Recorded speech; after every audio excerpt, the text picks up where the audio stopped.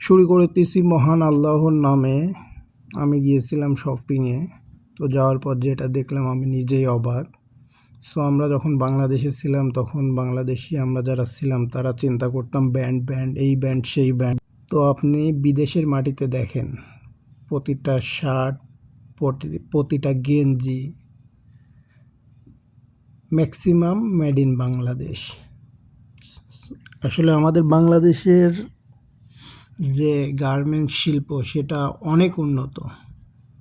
আপনি যদি বিদেশের মাটিতে আসেন, আপনি যে কোনো দোকানে যাবেন, 95% আপনি ওখানে বাংলাদেশি প্যান্ট গেঞ্জি পাবেন। আমি এখানে আসছিলাম, আমি 2-3টা লাইন দেখছি গেঞ্জি শার্ট, প্রতিটাতেই made in Bangladesh, made in Bangladesh, made in Bangladesh.